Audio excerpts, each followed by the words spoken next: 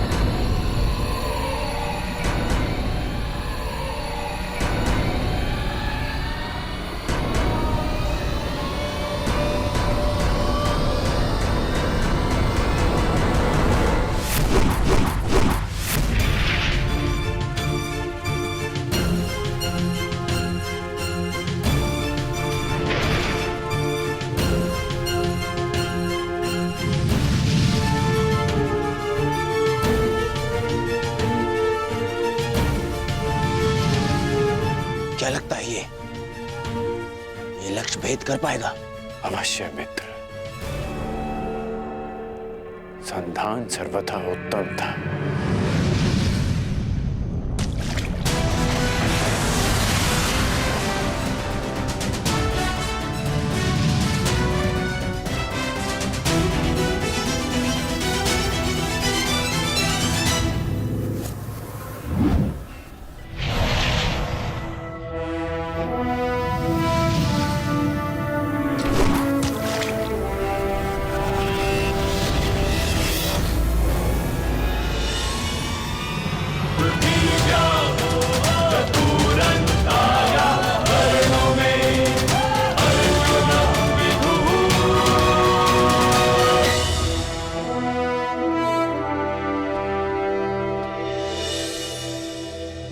अब अपने वर का चैन तुम्हारे हाथों में है सखी। क्या तुम इस युवक का चयन करोगी?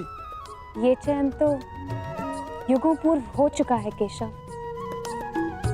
मैंने ये जन्म सिर्फ ये अनुभव करने के लिए लिया है कि क्या मेरा चयन उचित था।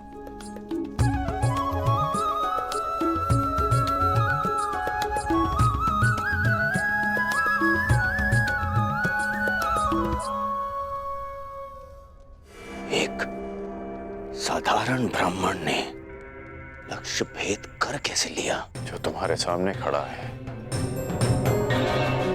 वो सामान्य नहीं है मित्र। कुछ तो असाधारण है इसमें।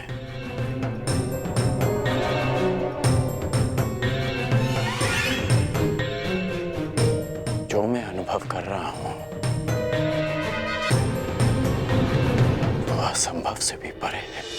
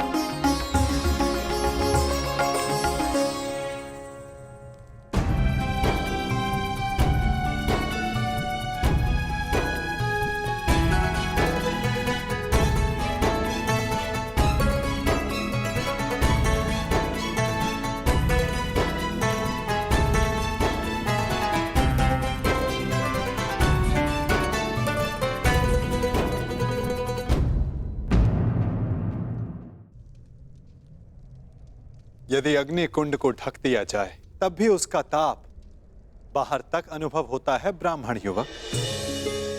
तुम्हारे भीतर की योद्धा की अग्नि को ब्राह्मण वेश रोक ना सका। और अग्नि तो पुनीता होती है। जब तक तुम्हारे जीवन का उद्देश्य पूर्ण ना हो जाए तुम्हें भस्म कैसे कर सकती है?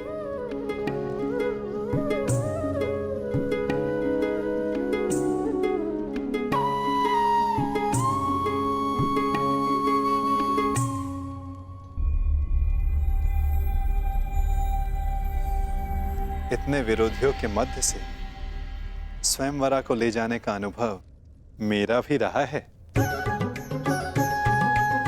उस अनुभव के आधार पर तुम्हारे लिए एक सुझाव है। यहां से शीघ्र चले जाओ।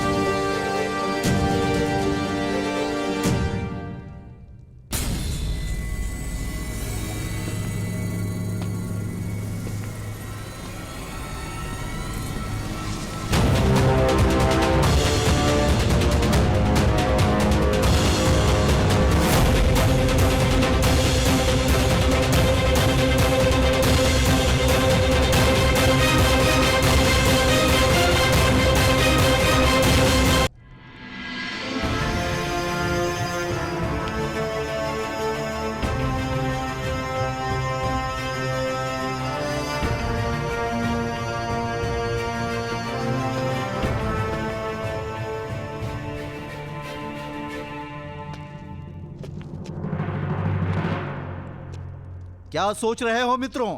क्या मुख लेके जाओगे अपने प्रजाजनों के सम्मुख जब वो पूछेंगे कि स्वयंवर में क्या हुआ? तो ये गाथा बताओगे कि हम महाबली एक धनुष तक ना उठा सके और हमारी नाक के नीचे से भिक्षा पे जीवन व्यतीत करने वाला एक ब्राह्मण पांचाली को लेके चला गया। अगर पांचाली हमारी न हुई तो किसी की नहीं होगी। हम उस ब्राह्मण का वध कर देंगे। मुझे अनुभव हो रहा है कि शीघ्र ही यहाँ कुछ अशुभ घटित होने वाला है। अशुभ तो घटित हो चुका है मित्र। एक साधारण ब्राह्मण हम क्षत्रियों के माथे पे कलंक लगा गया और मैं ऐसा नहीं होने दे सकता, कदापि नहीं। मित्र,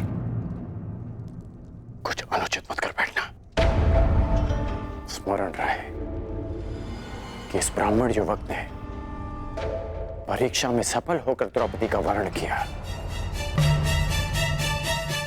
कैसे भूल जाऊं अपना अपमान, हस्तिनापुर का अपमान, तुम्हारा अपमान। चलो क्षत्रिय वीरों, हो तो अपने माथे का कलंक। चलो।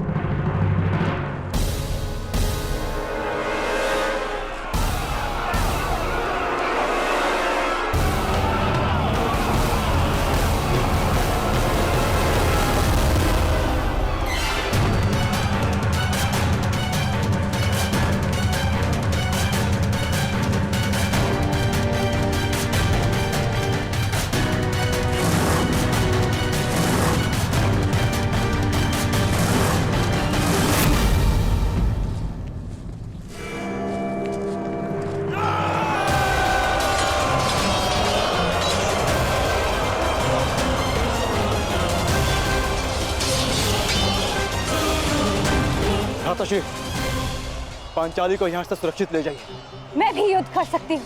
मुझे तुम्हारी क्षमता पर संदेह नहीं है पांचाली, परंतु तुम्हें भी अपने वर की योग्यता पर संदेह नहीं होना चाहिए। जब तक मेरी भुजाओं में बाण चलाने की शक्ति और छाती पर घाव सहने की क्षमता, तुम्हें अस्त्र उठाने की आवश्यकता नहीं पड़ेगी।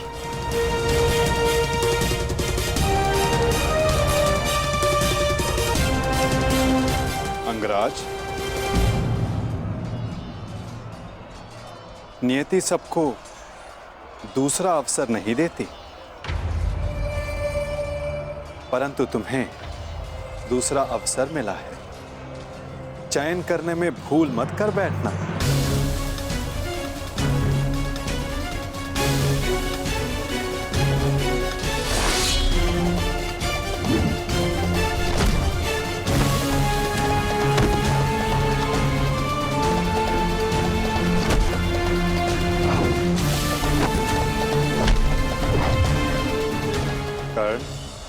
योद्धा का मन सदा युद्ध करने को ललायित रहता है, परंतु जैसे मैंने जरासंध से कहा था कि योद्धा वही होता है जो जब तक हो सके युद्ध को टाले।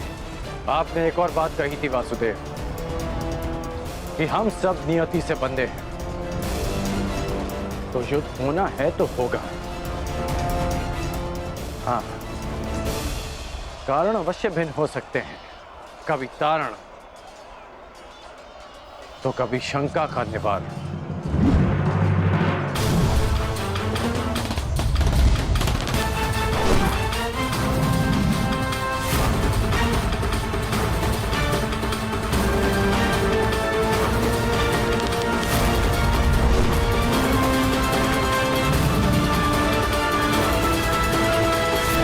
कैसी शंका अंगराज?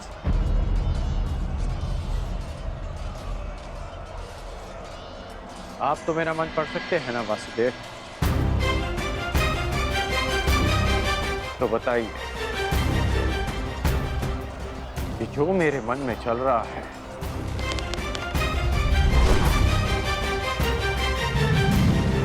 क्या वो सत्य है? सत्य तो कुछ भी हो सकता है अंगराज, बस उसे सिद्ध करने के लिए प्रमाण की आवश्यकता होती है। और तुम्हारे शंका का निवारण का केवल एक ही मार्ग है। तो प्रमाण के लिए ही युद्ध होगा। जिस प्रकार हर मनुष्य एक दूसरे से भिन्न होता है, उसी प्रकार हर धनुर्धारी के बाणों की चाल भी एक दूसरे से भिन्न होती है। हम सब नियति से बंधे, युद्ध होना है तो होगा। हाँ, कारण अवश्य भिन्न हो सकता है, कभी तारण, कभी शंका का निवारण।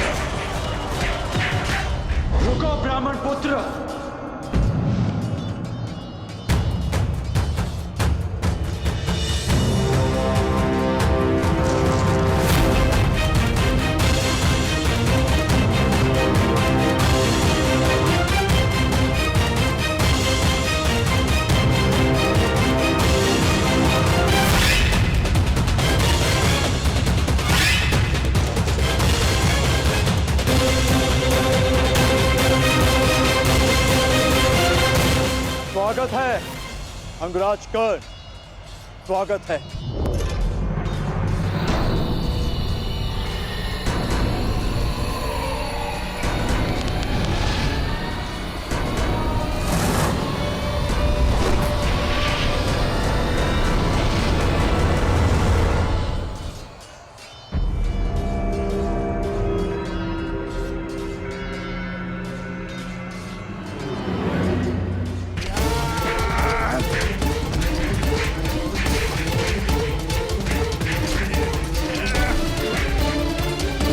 भूखे हो, बड़े भूखे हो ब्राह्मण।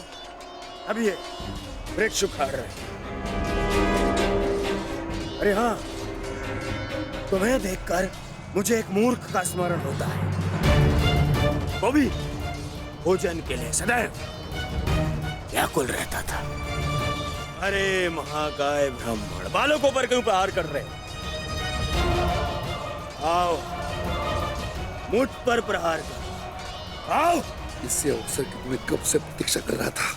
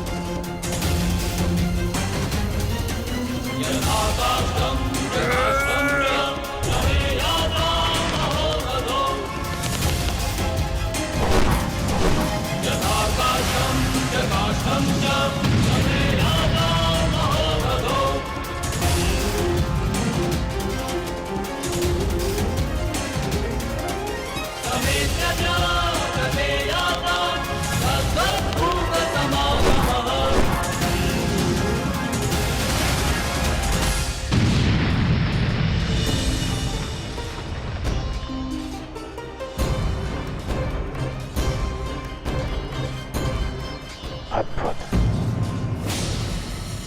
क्या तुम सच में ब्राह्मण हो वीर?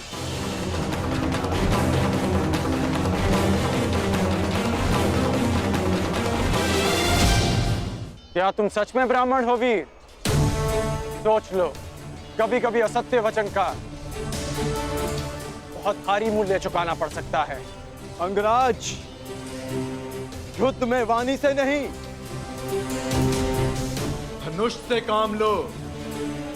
अन्यथा यही तुम्हारे अंतिम शब्द होंगे।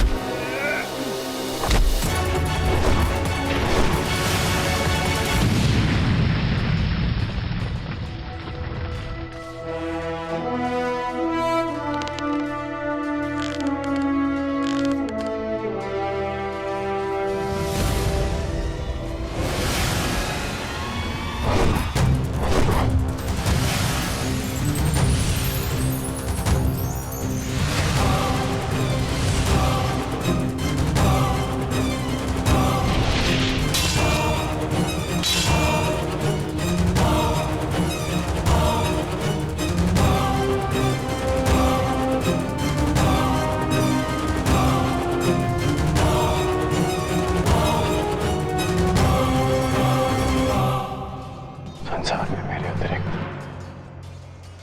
केवल एक ही योद्धा है जो इतना चपल है,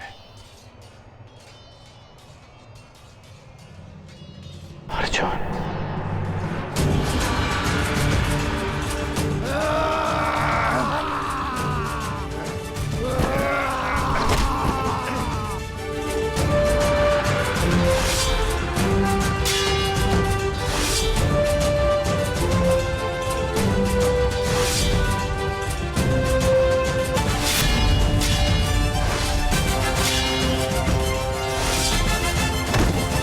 पांडव लाक्षागृह से जीवित बच निकले।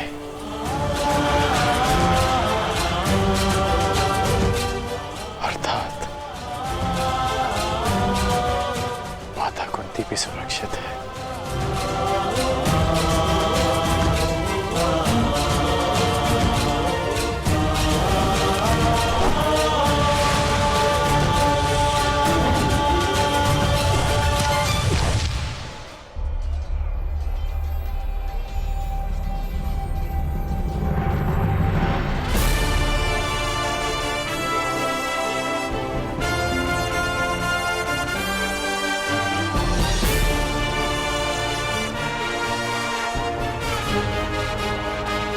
मैं समझ गया हूं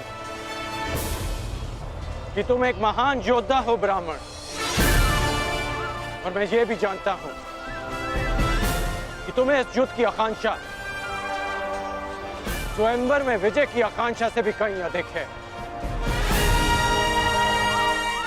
और आकांक्षा मेरी भी यही है कि ऐसे ही एक वीर से अपना अधूरा द्वंद पूर्ण करूं, परंतु वो अधूरा द्वंद युद्ध भूमि में पूर्ण होगा, किसी अभिमानी के स्वयंवर में नहीं। लंका का निवारण हो गया, अब इस युद्ध का कोई कारण शेष नहीं। मैं तुम्हारे उज्जवल भविष्य की कामना करते हुए इस युद्ध को यहीं समाप्त करता हूं। जाओ ब्राह्मण पुत्र, तुम्हारी माता तुम्हारी प्रतीक्षा कर रही होगी।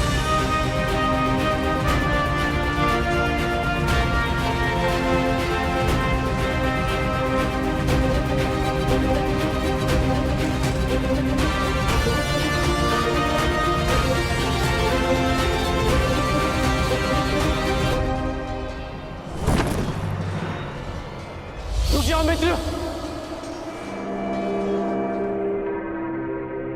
ये युद्ध यहीं समाप्त करो मित्र। विजेता को अपनी स्वयंवर आदर से ले जाने दो मित्र।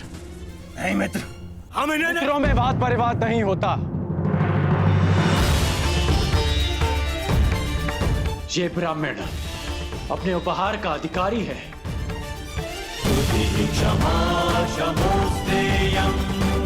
जाने दो इसे। शौचमिंद्रिय निग्रह निर्विद्या सत्यं क्रोधो दशकं धर्मलक्षणं दशकं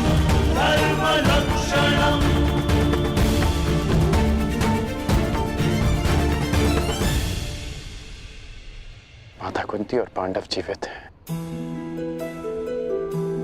मेरे मन से एक बोझ उतर गया। अन्यथा लाक्षागृह की वो अग्नि मेरे मन को सदैव जलाती रहती।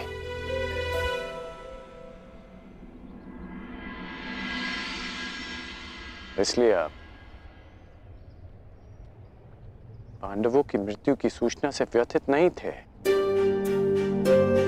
क्योंकि आपको सब कुछ ज्ञात था। यदि ज्ञात ना भी होता तो भी व्यथित होने का कोई कारण नहीं था कर्ण। अब तो सत्य स्वीकारिए केशव। अब समझ आया आपका वो कथन कि एक खेल प्रारंभ होने जा रहा है, वो खेल जिसका मैं भी एक पात्र हूं। अब समझ में आया कि आपने मुझे स्वयंवर में भाग ना लेने की मंत्रणा क्यों दी। अब समझ आया कि कर्म की हुंकार भरने वाले कृष्ण उस समय क्यों मौन रहे, जब जन्म के कारण हरी सभा में मेरा उपहास उड़ाया गया।